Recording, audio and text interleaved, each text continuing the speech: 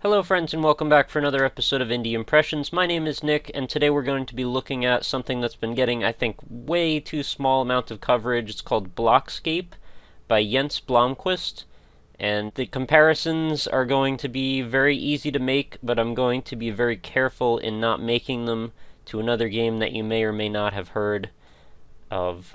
So let's start up a world in this. And let's do God mode because that's probably going to be easier to demo out the features. Oh, I can't do that. Okay, normal it is. So we are going to load up some blocks here, and then we're going to look around. Lovely, very cute loading bar, filling in gray to yellow like that. I like that.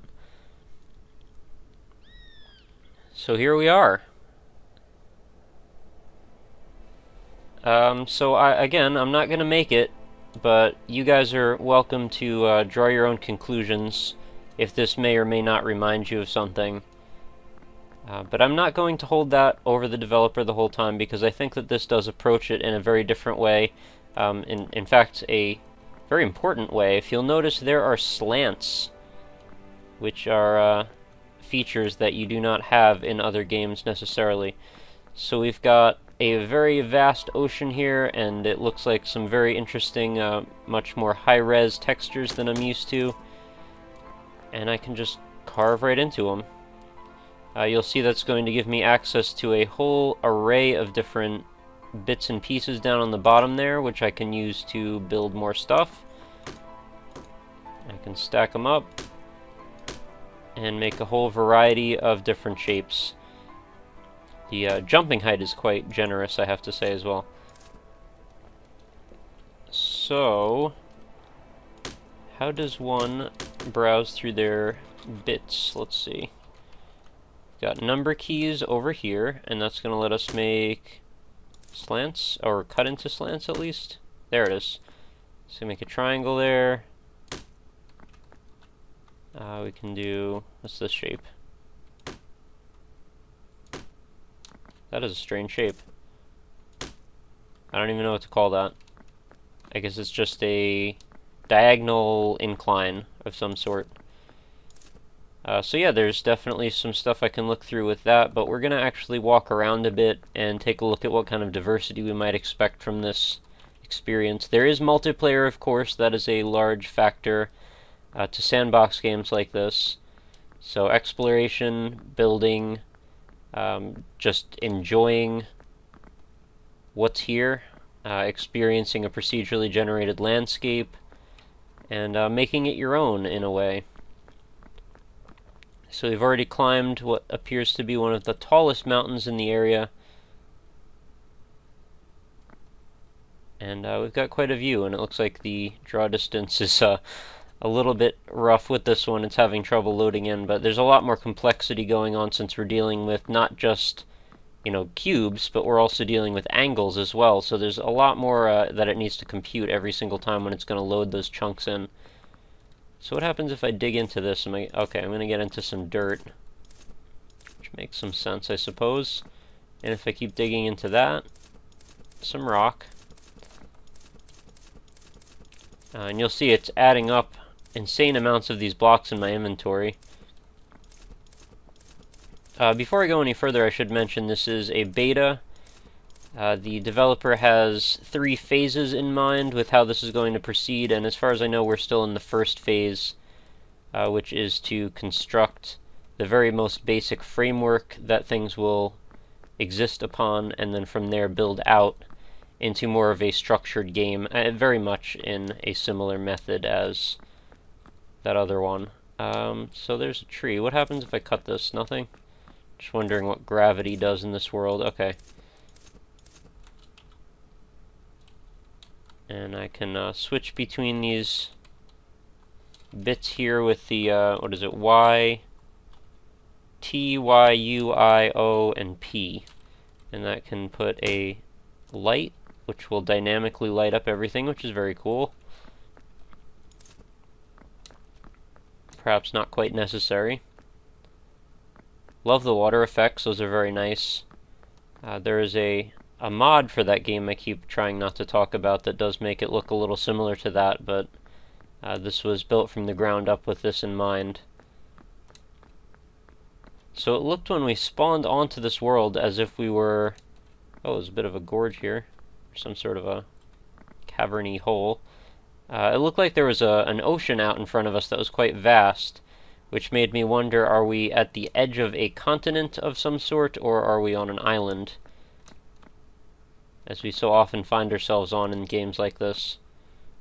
Quite a lot of detail, actually. Checking out that mountain, it's like, wow, there's a lot going on there.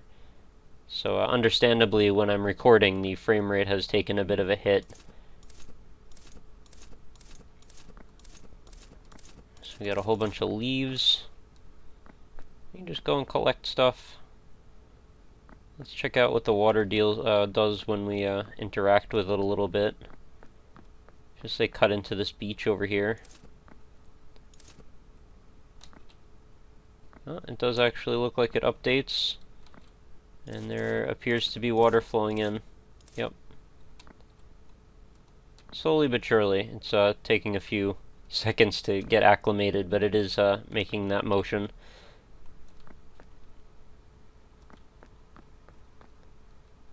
So this is one of the games that is, or was left over from when I was planning on doing a week of first-person block-based games, which is something that I found to be all of a sudden very pervasive in the world of indie games. And I held off from actually doing it because I thought that would just be kind of bland to have such little variety. But I've unintentionally done a few days of it now, and just wanted to say that that I didn't mean to. So if you're bored by games that are all about blocks and first-person and creative type, sandboxy type games, don't worry, that's not going to last forever. But I did want to show you guys this one just because it looks very cool, and it looks like a game that deserves a lot more press than it has been getting. I mean, I guess after you've had such an incredible amount of exposure with the other game, it seems kind of like it would be a little hard to compete. But at the same time, I think that we shouldn't let the success of one game determine the possible success of another one on its own merits. I mean, look at Terraria. Terraria did great, and it followed a pretty similar format.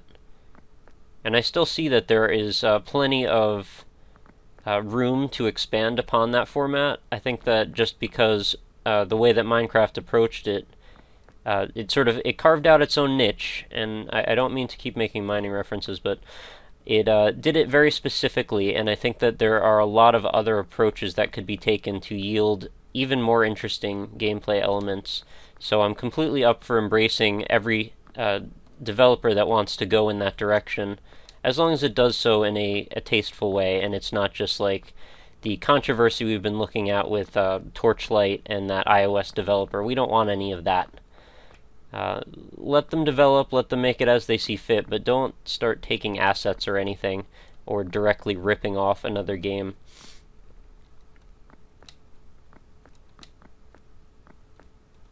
So it looks like I'm starting to go around in circles a little bit.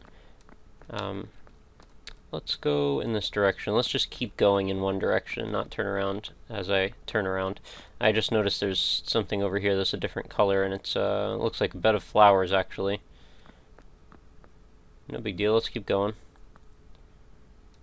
Oh, we got a cavern or a pit of some kind here. Whoa, holy crap. Okay, I found quite a chasm. I think I am doomed now. Didn't mean to actually fall into it.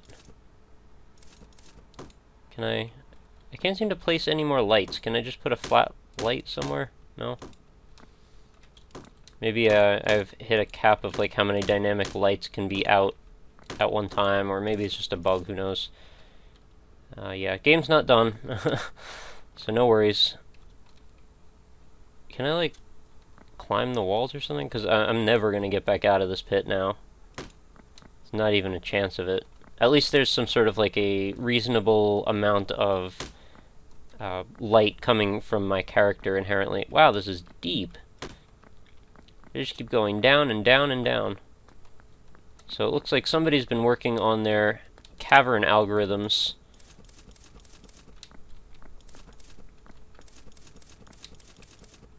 And there is definitely the potential to create quite a bit of interesting stuff in this. I've seen other videos by, or that were on the developer's blog page of, building stuff, and just run into a couple videos of people building some interesting structures. So given the fact that we've got all of these angles to work with, and new elements, much higher resolution textures and stuff, I imagine that we should be able to create some very interesting stuff. This seems like it's going down indefinitely, which is quite strange. Is this procedural in every direction infinitely? If it is, that's very ambitious, but I imagine it could fill up your hard drive full of chunk data very quickly. I keep getting stuck on these cavern edges. It's weird, actually, the feeling of having all of these very untidy, angles everywhere. It changes the whole experience a bit. It doesn't feel so neat anymore, and it feels a little bit more organic, which is, the way life is. Life has lots of angles, and things don't always make sense and don't always end up at nice 90-degree angles. I don't even know where these light sources are coming from. We're like 1,000,000 miles underground now, and we just keep going down.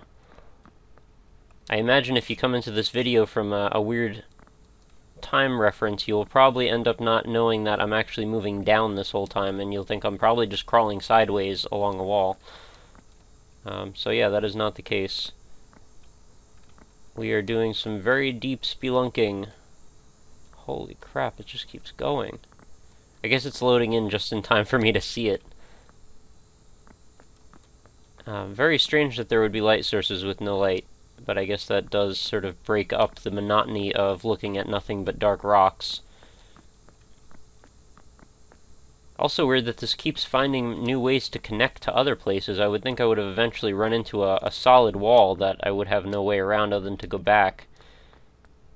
He says as he's probably about to run into one. Not a lot of distinguishing characteristics down here. I would have hoped for some, different colors, maybe some different water, liquids, elements, things going on.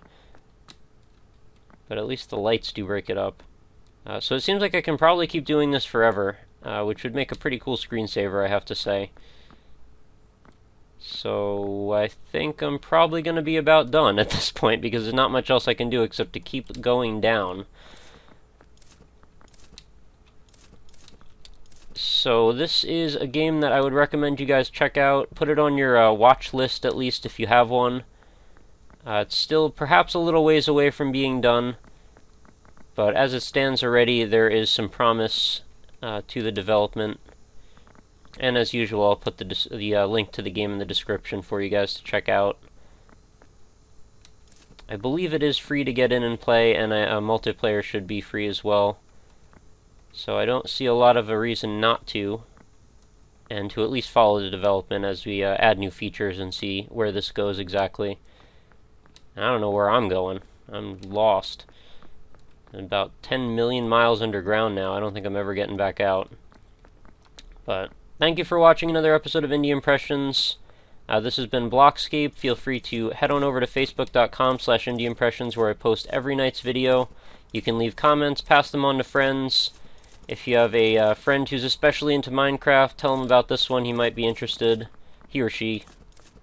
And remember to hit me up on Twitter at RockLeeSmile or at IndieImpression. And you can send me game suggestions or let me know what's going on in your world as it pertains to indie games, because that's what we're here to do.